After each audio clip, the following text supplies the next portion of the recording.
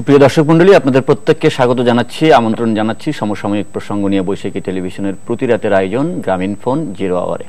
দর্শক মণ্ডলী, আপনাদের সাথে আছে আমি সাইফুল ইসলাম, আর স্টুডিওতে আজ আমার সাথে অতিথি হিসেবে যোগ দিয়েছেন ইসলামিক ফাউন্ডেশনের মহাপরিচালক শামীম মোহাম্মদ আফজাল। আপনাকে স্বাগত। আমরা অনুষ্ঠানে সমসাময়িক প্রসঙ্গ নিয়ে আলোচনা করব এবং আপনি জানেন যে এই প্রসঙ্গ সাম্প্রতিক শাহবাগ কেন্দ্রিক তরুণ প্রজন্মের আন্দোলন, যেটি পরবর্তীতে গণ আন্দোলনের রূপ নিয়েছে। এর পাশাপাশি এই আন্দোলনকে ঘিরে যে ধর্মের নামে অপপ্রচার, বিভ্রান্তি ছড়ানো হচ্ছে এবং হরতাল অবরোধের নামে যেসব সহিংসতা হচ্ছে, এই প্রসঙ্গগুলো নিয়ে আলোচনা করব। বিশেষ করে বাইতুল মোকাররম মসজিদকে ব্যবহার করা হয়েছে, ধর্মীয় অনুভূতিকে ব্যবহার করা হয়েছে, এগুলো নিয়ে আলোচনা করব। আমরা একটু শুরুতে দেখব যে আজ বৈশাখী টেলিভিশনে যে সংবাদ শিরোনামগুলো ছিল সেগুলো। বিএনপি জামায়াত সমর্থিত ইসলামী দলগুলোর নিরুত্তাপ হরতাল, মানিকগঞ্জে 5 গ্রামবাসী নিহত, হরতাল প্রত্যাখ্যান করে রাজপথে তারুণ্যের মিছিল। ধর্মভিত্তিক দল নয়, স্বাধীনতা বিরোধী হিসেবে জামায়াতের রাজনীতি নিষিদ্ধের প্রক্রিয়া চলছে, আন্দোলন করার আগে সত্যতা যাচাই করুন সাংসদদের আহ্বান। বিএনপির ইন্ধনে নৈরাজ্য করছে জামায়াত শিবির, দাবি আওয়ামী লীগের। মদতদাতাদের বিরুদ্ধেও ব্যবস্থা নেওয়ার হুঁশিয়ারি স্বরাষ্ট্রমন্ত্রী। গার্মেন্টস শ্রমিকদের নিরাপত্তা নিশ্চিত করতে মালিকদের আরো দায়িত্বশীল হওয়ার আহ্বান প্রধানমন্ত্রী।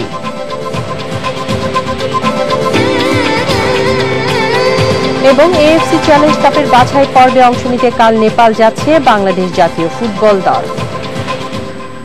এই ছিল বৈশাখী টেলিভিশনের সংবাদ শিরোনামগুলো। এছাড়াও অনলাইন ভিত্তিক যেসব গণমাধ্যম আছে, নিউজ এজেন্সি, সংবাদপত্র, সেগুলোরও সংবাদ মোটামুটি একই রকম।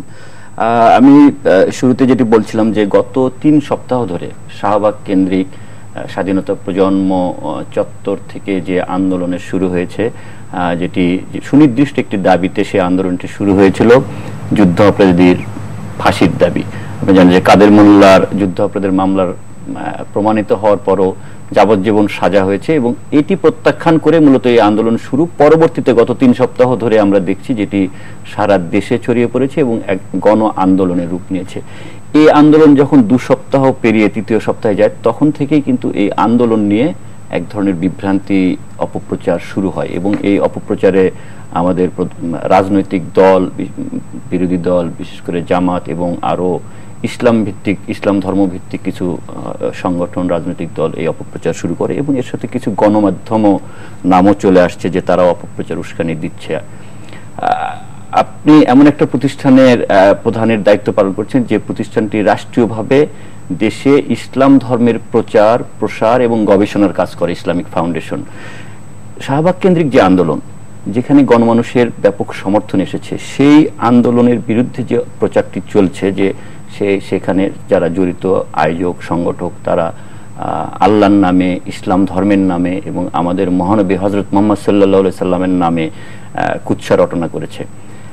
আপনি তো এই ধর্মপ্রাণ মুসলমান হিসেবে এবং বিশেষ করে ইসলামিক ফাউন্ডেশনের প্রধান হিসেবে খুব ঘনিষ্ঠভাবে দেখার কথা, এই অভিযোগ সম্পর্কে আপনার কি ধারণা? আমি প্রথমে আপনার মাধ্যমে দেশবাসীকে জানাতে চাই, আমরা বাংলাদেশের একটা জনবহুল দেশ, পৃথিবীর সবচেয়ে বড় জনবহুল একটি দেশ, যে দেশের সকল রাজনৈতিক দলের সম্মিলিতভাবে 20,000-এর বেশি অফিস নাই। আর এই 20,000-এর অফিসে সপ্তাহে হয়তো বা কোনো অফিসে এক বেলায় লোকজন যায়। আর সেই দেশে 3 লক্ষ মসজিদ আছে। এই 3 লক্ষ মসজিদ হলো আমাদের একটা আশ্রয়স্থল, শান্তির স্থল। আত্মা শান্তি পায় সেখানে যে নামাজ পড়ে ইবাদত করে আল্লাহকে স্রষ্টার কৃতজ্ঞতা জানাতে। এখন এই দেশের রাজনৈতিক কোনো কিছু বিরোধকে নিয়ে আমরা মসজিদ কেন্দ্রিক কেন যাচ্ছি? মূলত মানুষ যাচ্ছে ইবাদত করতে, এখানে লোকজন জমাট থাকে, তাদেরকে কাজে লাগাইতে। কিন্তু এই কাজে লাগানোর এটা খুব খারাপ সিগন্যাল যে আমাদের লোকজন, মুসলিম ইসলাম প্রিয় নবী প্রেমিক মানুষগণ আল্লাহ স্রষ্টার যে ইবাদত করতে যাচ্ছেন, এই ইবাদতের একটা সময় আসবে, যদি এইটা কন্টিনিউ চলে তাহলে আবাদতে বিঘ্নত হবে, পাকিস্তানের মতো বা ইরানের মতো মানুষ মসজিদে যাওয়া বন্ধ হয়ে যাবে। তখন এই জনবহুল 15 কোটি মানুষ কোথায় যায়? তারা বটগাছের ছায়ার মতো মসজিদে যে আবাদত বন্দী করতে কোথায় যাবে?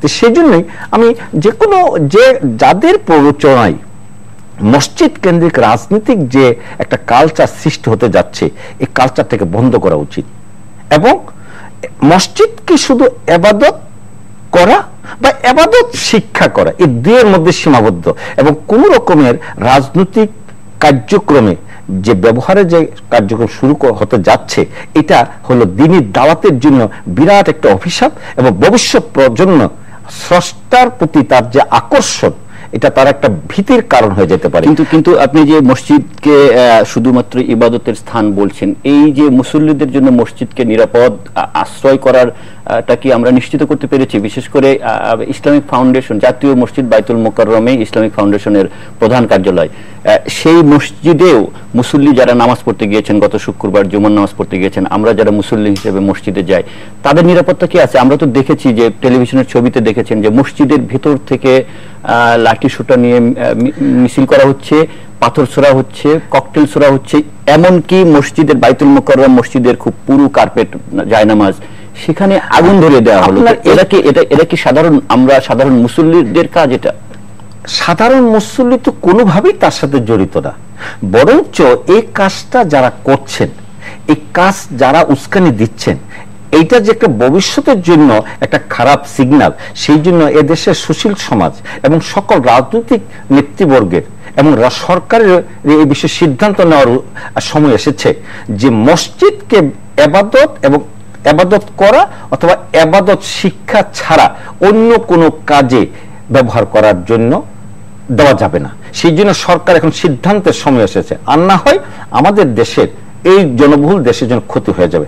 আর এই প্রসঙ্গে আমি আপনাকে বলতে চাচ্ছি, আপনি যে বিষয়টা প্রথম আলোচনা শুরু করেছেন, শাহবাগ চত্বর, আপনি যদি 1947 সনের আমাদের পাকিস্তানের স্বাধীনতা দেখেন, তারপরে দেখবেন 52-এর ভাষা আন্দোলনকে কেন্দ্র করে 69-এর গণঅভ্যুত্থান হয়েছে, আবার 90 একটা গণঅভ্যুত্থান হয়েছে, আবার 2013-তে গণঅভ্যুত্থান, প্রত্যেকটাই যেন 22-23 এরকম বয়স ব্যবধান হয়েছে। এটা প্রত্যেকটা অভ্যুত্থানের সাথে যুব সমাজের একটা সার্বিক নেতৃত্ব ছিল, একটা তাদের নেতৃত্বে কাজটা হয়েছে। ঠিক এটার জন্য হঠাৎ যেন ভূমিকম্পের মতো জিনিসটা জাতির সামনে আসছে এবং জাতিকে শুধু রাজনীতিবিদ নয়, আজকে আমি আপনি যেমন টকশো করছি, কথা বলছি, আমাদের জন্য একটা রেড সিগন্যাল। কেন? যে আমাদেরকে সতর্কতার সাথে চলতে হবে। যেমন আজকে যে কারণে হয়েছে, যেমন একটা রাজীব তার ব্লগকে কেন্দ্র করে, ব্লগ এক ধরনের এটা পার্সোনাল ডায়েরি বলা যেতে পারে, ডিজিটাল ডায়েরি। ডিজিটাল ডায়েরি সাধারণত এই 15 কোটি লোকের সর্বোচ্চ ধরুন 2 থেকে 3 লাখ লোকে দেখে, আর বাকি লোকে কিন্তু দেখে না।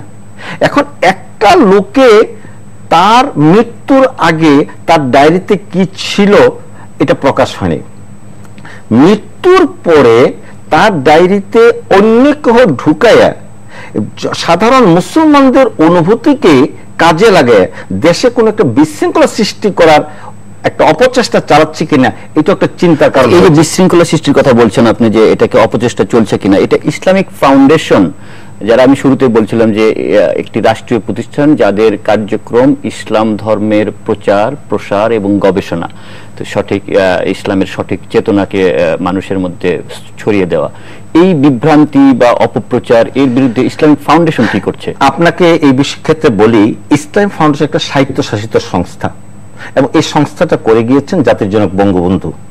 এটার মূল কাজটা ছিল যে এই দেশে ইসলামের প্রচার প্রসারে যারা হক্কানি উলামায়ে কেরাম আছেন, যিনিরা দ্বীন শিখেছেন এবং দ্বীন শিখান এবং শিখানোর ক্ষেত্রে ওই ধরনের লোক যারা এলেম অর্জন করেন, কোরআন হাদিস পড়ে, সিয়াসিতার কিতাব পড়ে এবং নিজেরা সেভাবে আমল করেন, তিনিদেরকে একত্রিত করে ইসলামের প্রচার প্রসার করা। বঙ্গবন্ধু এই জন্য কাজটা করে গিয়েছিলেন। কিন্তু দেখা গেছে কি, বঙ্গবন্ধুর শাহাদতের পরে এদেশের গণতান্ত্রিক রাজনীতিবিদদের কেউই এই প্ল্যাটফর্মটার দিকে নজর দেয়নি, কিন্তু মওদুদি দর্শনের লোকজন এই প্ল্যাটফর্মটাকে তারা বেছে নিয়েছিলেন তাদের কিছু রাজনৈতিক ইচ্ছা হাসিল করার জন্য। আচ্ছা, মওদুদিবাদের বিষয় এবং রাজনৈতিক উদ্দেশ্য যে কি করেছে আমরা এর সঙ্গে আরো আছে যে ধর্মভিত্তিক রাজনীতি বন্ধের কিছু দাবি আছে এবং এই রাজনীতিগুলো যে অর্থায়ন হয় একটা জঙ্গিবাদে ব্যয় হয় এই প্রসঙ্গগুলো নিয়ে একটু আলোচনা করব। আমরা একটা বিরতি যাব, বিরতির পরে এই প্রসঙ্গ নিয়ে আলোচনা করব। সুপ্রিয় দর্শক মণ্ডলী, ফিরছি ছোট্ট একটা বিরতির পর, আমাদের সঙ্গেই থাকুন।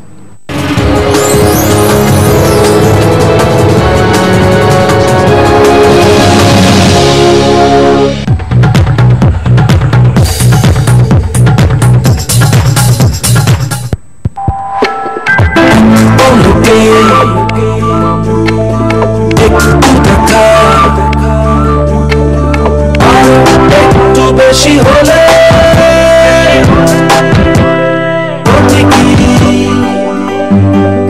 যদি কাটে পাশে বসে মনের দুটো কথা বলে ক্ষতি কি।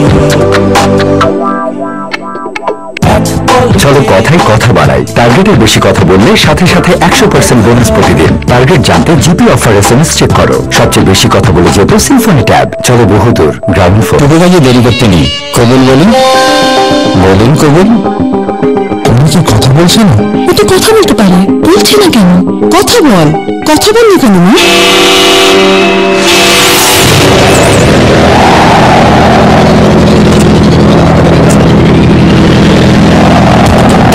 কথা বন্ধ? নো ওয়ে, কথা বলতেই হবে, কারণ সমগ্র বাংলাদেশ এখন মাত্র 11 পয়সা।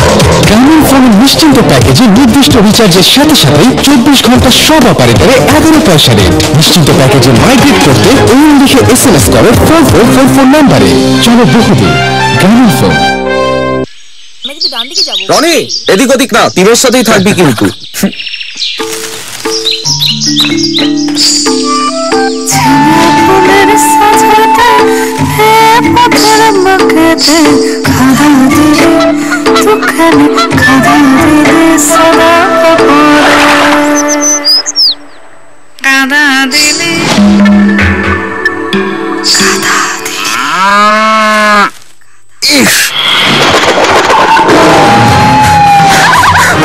পরে পথ হারালে তুমি করলে।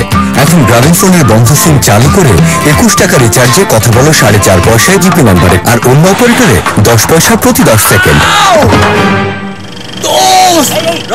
চলো একসাথে, চলো বহুদূর গ্রামীণফোন।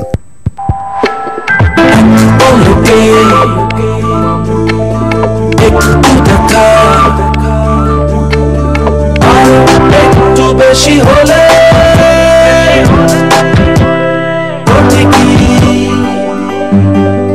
যদি কাটে পাশে বসে মনের দুটো কথা বলে ক্ষতি কি। চলো কথায় কথা বাড়াই, টার্গেটের বেশি কথা বললে সাথে সাথে 100% বোনাস প্রতিদিন। টার্গেট জানতে জিপি অফার SMS চেক করো। সবচেয়ে বেশি কথা বলে যেত সিম্ফনি ট্যাব। চলো বহুদূর গ্রামীণফোন। তবু কাজে দেরি করতে নেই, কবুল বলুন, বলুন কবুল। তুমি কি কথা বলছো না? ও তো কথা বলতে পারে, বলছে না কেন? কথা বল, কথা বললি কেন মা?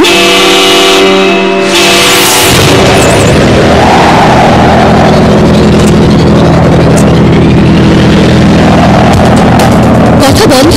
নো ওয়ে, কথা বলতেই হবে, কারণ সমগ্র বাংলাদেশ এখন মাত্র 11 পয়সা। গ্রামীণফোনের নিশ্চিন্ত প্যাকেজে নির্দিষ্ট রিচার্জের সাথে সাথে 24 ঘন্টা সব অপারেটরে 11 পয়সা রেট। নিশ্চিন্ত প্যাকেজে মাইগ্রেট করতে ওই লিখে SMS করো 4444 নাম্বারে। চলো বহুদূর গ্রামীণফোন। রনি, এদিক ওদিক না, তীরের সাথেই থাকবি কিন্তু।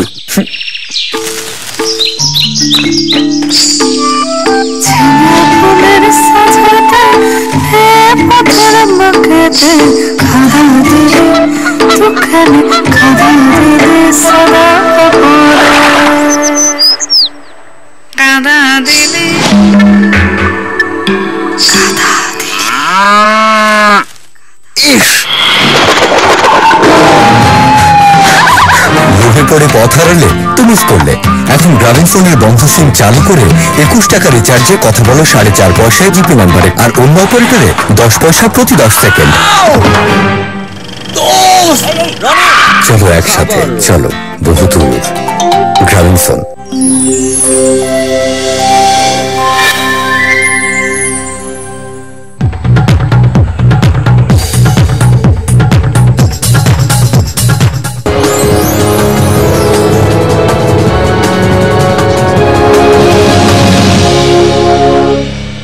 সুধীমণ্ডলী, আরেকবার স্বাগত জানাচ্ছি। বিজ্ঞাপন বিরতির পর আমরা আলোচনা করছিলাম আজকের অতিথি ইসলামিক ফাউন্ডেশনের মহাপরিচালক শামীম মোহাম্মদ আফজাল।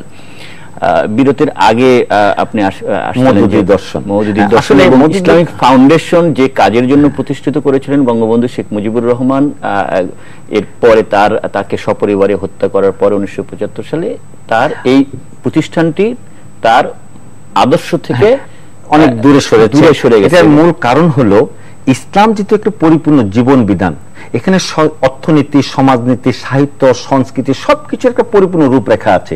এর থেকে বিন্দুমাত্র ব্যত্যয় করার কারো কোনো ক্ষমতা নেই, কারণ এটা আল্লাহ প্রতি জিম্মাদার। মওদুদী দর্শন হলো, যিনিরা মওদুদী দর্শন বিশ্বাস করেন তারা মূলত ইসলামের এই যে নবী করিম সাল্লাল্লাহু আলাইহি ওয়াসাল্লাম থেকে শুরু করে এই পর্যন্ত যে স্রোত ধারাটা আসছিল, তারা নতুন একটা দর্শন দিতে যাচ্ছে। যেমন মনে করুন, একজন আলেম হতে গেলে, একজন ডাক্তার হতে গেলে তাকে মেডিকেলে পড়তে হয়, একজন আলেম হতে গেলে কোরআন হাদিস জানতে হয়। কিন্তু মওদুদী দর্শনে তিনি নিজেও আলেম ছিলেন না, এবং বাংলাদেশে মওদুদী দর্শনের যিনি প্রতিষ্ঠাতা অধ্যাপক গোলাম আজম সাহেব, তিনি নিজেও আলেম না।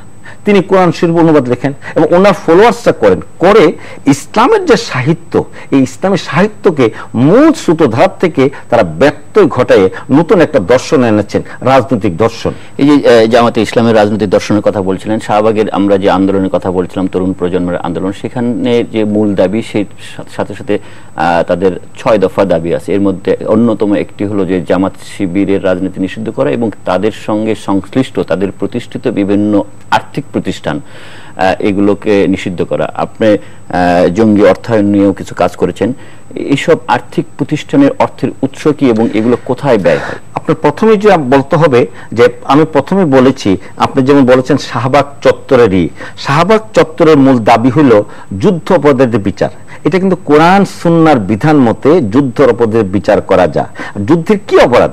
যারা নাকি নারী ধর্ষণ করেছেন, খুন করেছেন, বাড়িঘর পুড়িয়েছেন। আপনারা যে কোরআন হাদিস দেখেন, একজন ইহুদির সাথে আমাদের দ্বন্দ্ব আছে, কিন্তু ইহুদি নারী বা শিশু, তারও ইজ্জত রক্ষা করা মুসলমান তার জিম্মাদার। কিন্তু সেই যে আমাদের স্বাধীনতার সময় এই মওদুদী দর্শনের লোকজন, বিশেষ করে জামাতের লোকজন, তারা যে কাজগুলো করেছেন, নারী ধর্ষণ, খুন ইত্যাদি, এবং পাকিস্তানি সৈন্যদেরকে সাহায্য করেছেন, প্রত্যেকটি হলো ইসলামের বিরোধী। এবং এই জন্যই যুদ্ধ অপরাধের বিচার এটা শরীয়ত মোতাবেক ধর্মের বিধান মতে এটি হচ্ছে আমাদের রাষ্ট্রীয় একটি আইনে, এবং এটা আপনি বলছেন যে ধর্ম, ইসলাম ধর্ম এই যুদ্ধ অপরাধের বিচারকে সমর্থন করে। আমি যেখানে ছিলাম, যে এই যুদ্ধ অপরাধীদের, জামাতে ইসলাম কিন্তু যুদ্ধ অপরাধের অভিযোগে অভিযুক্ত। আদালতের প্রথম রায়, এই প্রতিষ্ঠানটি, এই দলটির অনেক বাণিজ্যিক প্রতিষ্ঠান আছে যেগুলো এই জামাতে ইসলামের রাজনৈতিক এই অর্থের যোগান। এটা মূলত সারা বিশ্বেই মুসলিম বিশ্বটাকে নিয়ন্ত্রণের জন্য আল্লাহ তাআলা পক্ষ থেকে নবী করিম সাল্লাল্লাহু আলাইহি ওয়াসাল্লামের মাধ্যমে যে অর্থনৈতিক রূপরেখা পেয়েছি, তার একটা বিকল্প, একটা সুদ ভিত্তিক অর্থনীতিকে তারা ইসলাম নামটাকে ব্যবহার করে তারা শুরু করেছে। এটার মূল একটা বিষয় হচ্ছে কম্পেনসেশন আদায় করা। সেই কম্পেনসেশন আদায়ের মাধ্যমে তারা যে এই টাকাটা আবার তারা নিচ্ছেন, কিন্তু এটা ব্যাংকে দিচ্ছেন না, এবং তারা নিজেরা ব্যাংক ম্যানেজমেন্ট লোকরা সেটাকে তারা ব্যবহার করে থাকেন নিজেদের দলীয় লোকদের মাধ্যমে। যেমন আমি সেদিন একটা পত্রিকা দেখেছি, শুধু লক্ষ্মীপুর জেলাতে তাদের বিভিন্ন আর্থিক বাণিজ্যিক প্রতিষ্ঠানে 3,500 কোটি টাকা তাদের ইনভেস্টমেন্ট আছে। তো সেই হিসাবে 64 জেলায় যদি 3,500 কোটি টাকা ধরি, তাহলে 1,92,000 টাকার উপরে তাদের ইনভেস্টমেন্ট হয়। আর তাহলে ঢাকা তো এমনি তার 100 গুণ। তাহলে তারা এই টাকাগুলো ইনভেস্ট করছে কোথা থেকে?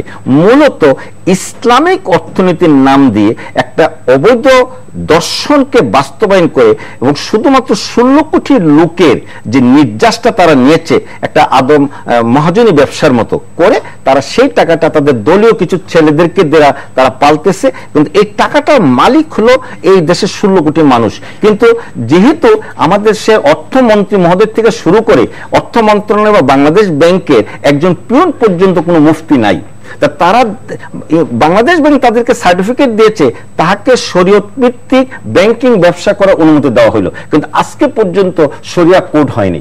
আর এই সুযোগটা নিয়েছেন যে তাদেরই কিছু চোর আমাদের অর্থ মন্ত্রণালয়ে কাজ করতেন, যারাই পর্যায়ক্রমে তারা বাংলাদেশ ইসলামী ব্যাংকে তারা চেয়ারম্যান হয়েছেন। মূলত তারা এই সরল মনা রাজনীতিবিদদেরকেও ফাঁকি দিয়ে শরিয়া ভিত্তিতে ব্যাংক পরিচালনার কথা বলেছেন, বাস্তবে শরিয়া ভিত্তিক ব্যাংক পরিচালনা হচ্ছে না। এবং এটাকে যে নিয়ন্ত্রণ করার জন্য বাংলাদেশ ব্যাংক বা অর্থ মন্ত্রণালয় এইটা এমন কোন একটা ডেস্ক পর্যন্ত নাই যে আদৌ কি তারা এটা শরীর ভিত্তিক করতেছে কিনা।